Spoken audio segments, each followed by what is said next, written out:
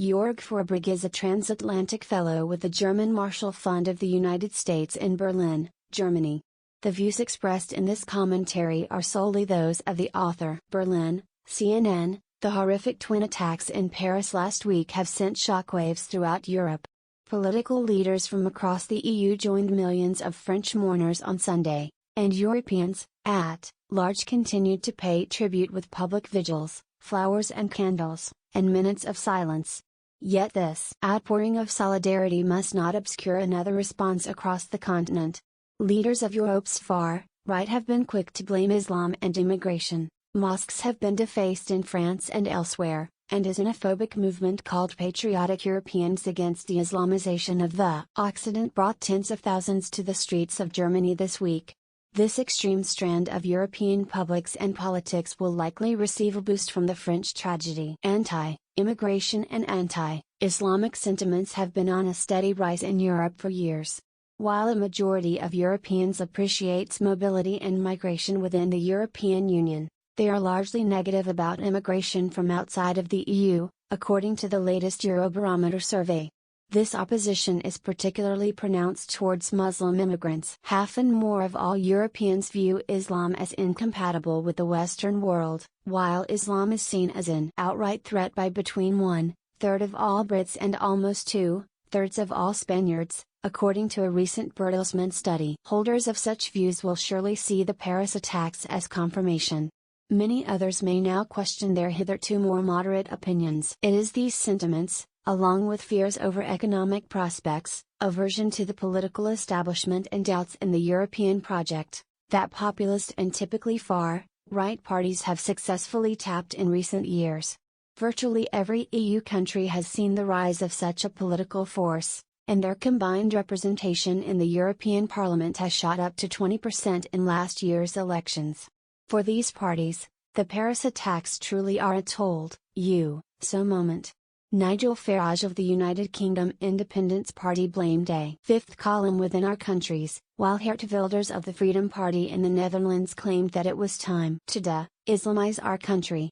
Marine Le Pen of the French Front National urged that time's up for denial and hypocrisy, and Alexander Gauland of the Alternative for Germany saw all those proven wrong who had ignored the Islamist threat. Sadly, these slogans are more likely than ever before now to resonate with European publics. This combination of a considerable portion of Europeans that are skeptical of, if not outright hostile to, Muslims and migrants, and the ever more aggressive rhetoric of the populist far-right puts a massive pressure on Europe's politics and societies alike. First and foremost, Europe's Muslim communities are likely to suffer.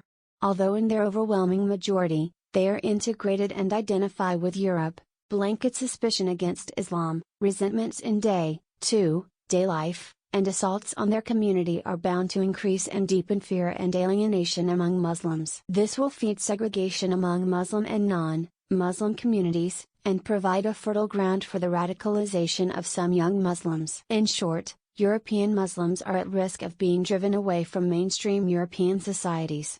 Secondly, the political climate and culture in Europe will change. Under attack from extremists, whether in parliament or in the streets, mainstream political parties will be tempted to move away from their typically centered, whether somewhat to the left or right, positions.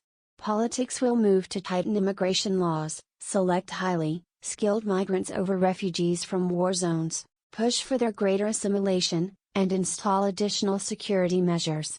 As a result, further liberties of European citizens are likely to be sacrificed as political establishments try to preempt a further growth of extremist parties. This is a slippery slope, as radicals will quickly produce the next phobia that they demand to be addressed.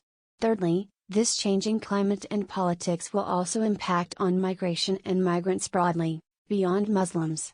Already there have been fierce debates to limit intra-European migration, whether hurdles to Central and Eastern Europeans after their countries join the European Union, or restrictions on social benefits EU citizens can draw across borders. Much as these debates are already taking their toll on some of Europe's poorest, such as the Roma, future approaches to immigration to the EU will likely exclude some of the world's most underprivileged, such as asylum seekers. Fortress Europe will become even more of a reality. Europe can still stem this dangerous trend. Millions of French people, of all origins and faiths, have given a powerful example of unity, openness and inclusiveness last week, as have tens of thousands of pro-tolerance and pro-immigration marchers in Germany this week. It is now also on Europe's political class to resolutely refute the many told you so's on the continent. Read, attack will empower Europe's far right.